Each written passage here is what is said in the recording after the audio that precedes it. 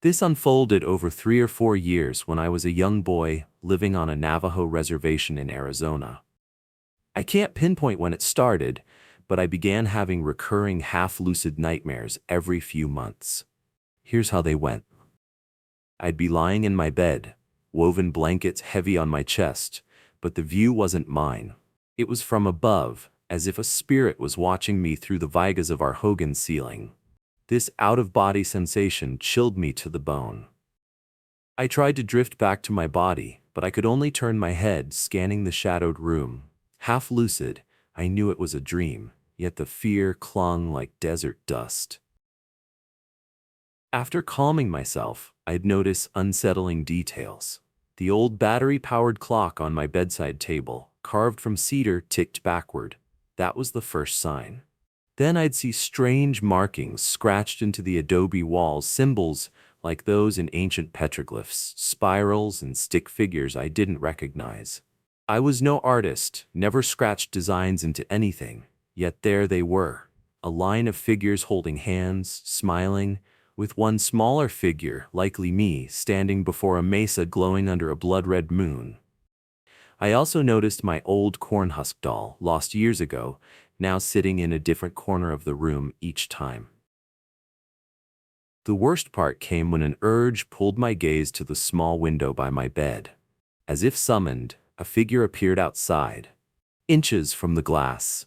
He had long, graying hair tied back and a jagged scar across his left cheek, like a coyote's claw mark.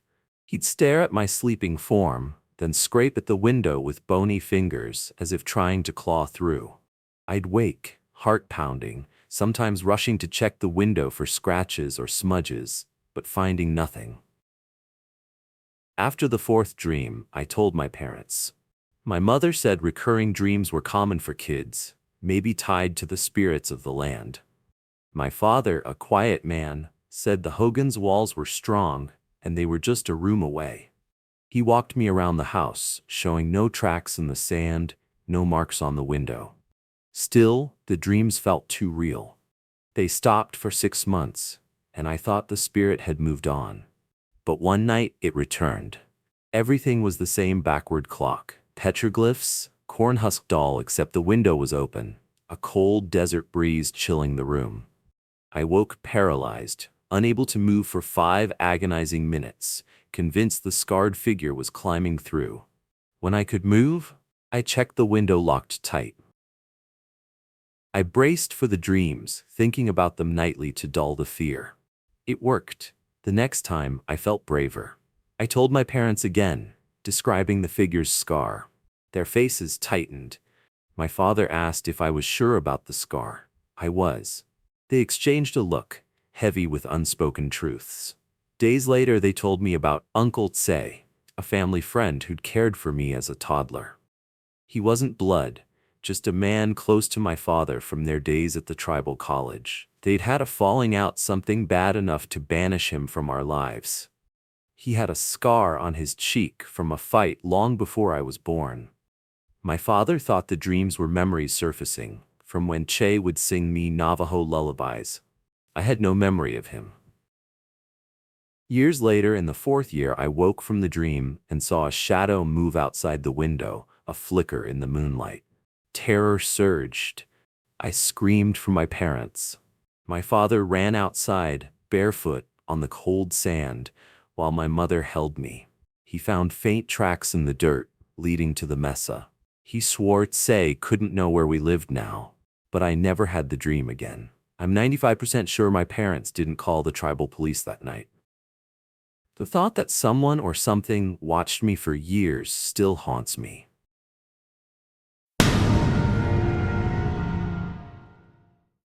A few weeks ago, I was at a sleepover in a cabin deep in the Cherokee National Forest, Tennessee, with my friends Chenoa and Mika.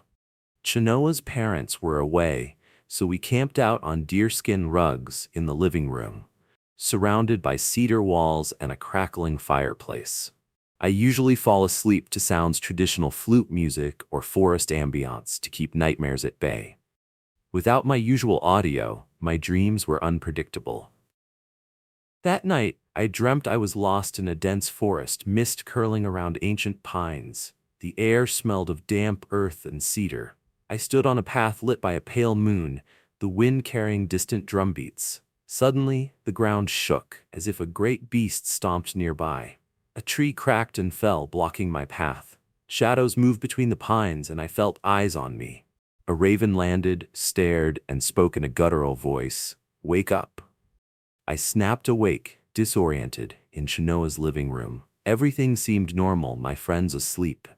The fire low, but a faint whistling sound came from upstairs, like wind through a broken window. I crept upstairs, the wooden steps creaking. The sound grew louder, coming from the bathroom. The door was ajar, and moonlight revealed a shattered window, glass scattered on the floor. A cold breeze poured in, carrying the scent of pine and something foul, like decay. I froze, sensing a presence in the shadows. The bathroom had corners where someone or something could hide. My gut screamed not to enter. I ran downstairs, woke Chenoa, and whispered that something was wrong. We left Mika sleeping and returned upstairs. Chenoa pushed open the bathroom door, and a figure lunged from the darkness, wielding a broken branch like a club. It tackled Chenoa, and I dove in, grappling with the figure. It was strong, smelling of earth and rot. We fought until it broke free, vanishing into the night. The tribal police found a pried-open downstairs window, but no tracks in the muddy ground. They called it a random break-in, but we suspected it was targeted. Why break a window upstairs to draw us there? Chenoa thinks the intruder knew her parents were gone and expected her alone. The thought of facing that figure alone in the dark still chills me.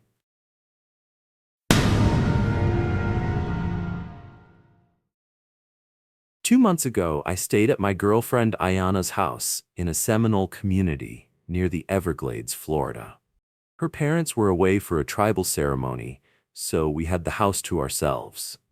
Their stilted home sat among cypress trees, surrounded by swamp waters that lapped at the pilings. At night, the darkness was absolute, the swamp swallowing all light. We slept in Ayana's room, her bed draped with mosquito netting, the window overlooking the murky water. I had a false awakening dream, a rare and eerie experience. I woke to a loud splash, like something heavy hitting the water below. Footsteps sloshed through the swamp, climbing the wooden stairs to the house. I leapt up to confront the intruder, but froze. A sickly green glow pulsed under the bedroom door, like bioluminescent algae. My courage drained as the light held my gaze. The footsteps reached the door, and voices began. First one, a woman's, hissing insults about my fears, my failures, my secrets. Then more joined, a chorus of whispers reciting shames I'd buried deep, things no one could know. The voices multiplied, a cacophony tearing at my mind. I flung open the door and the glow vanished, plunging me into icy darkness. The air stung like a winter marsh. I stumbled back to bed, hiding under the netting. Then I woke again, still dreaming, seeing the same green glow. The splash and footsteps repeated, the voices resuming their torment. When I truly woke, heart racing, Ayana slept soundly beside me. But under the door was that same green glow. Footsteps splashed below, real this time. I called the tribal police, whispering to avoid alerting the intruder.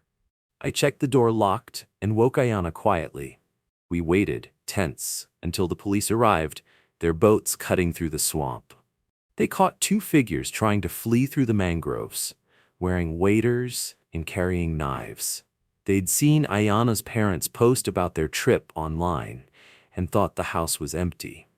The break-in doesn't haunt me as much as the dream. How did my mind conjure that exact glow? Ayana thinks it's my ancestors warning me, but I can't shake the image of that light burned into my mind like a curse.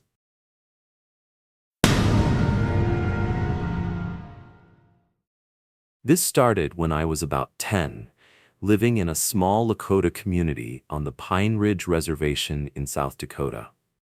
Our house was an old wooden frame, creaky floors and thin walls that let the prairie winds whisper through at night. My room was at the end of the hall, with a single window overlooking the endless grasslands, but it was the dark corner opposite my bed that always unnerved me.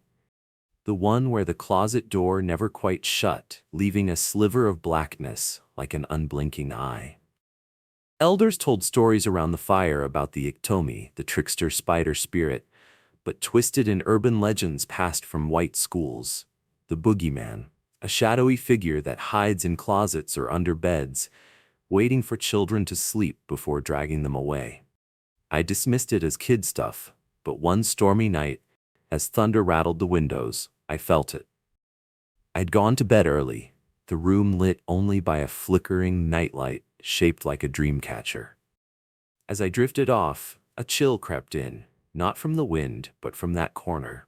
My eyes snapped open, and there it was, a deeper shadow, coalescing like smoke from a smudge stick gone wrong.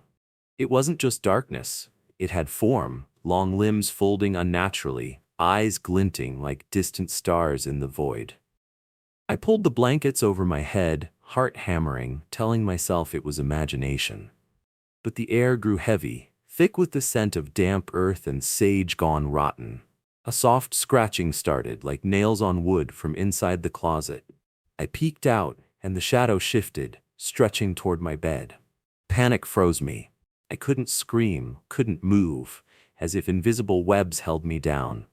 The nightlight dimmed, flickering as the shape inched closer, whispering in a voice like rustling leaves. Names of kids who'd gone missing from the res years ago. Stories I'd heard but forgotten. Finally, lightning flashed, illuminating the room, and the corner was empty. I bolted up, flipped on the overhead light, and checked the closet. Nothing but old clothes and dust. Shaken, I told my grandmother the next morning. She nodded gravely, said it might be a wanagi, a restless ghost, drawn to fears like the boogeyman tales we'd adopted. She smudged the room with sweetgrass, chanting prayers to ward off evil. But it didn't stop. Nights later, during a power outage, the shadow returned, bolder.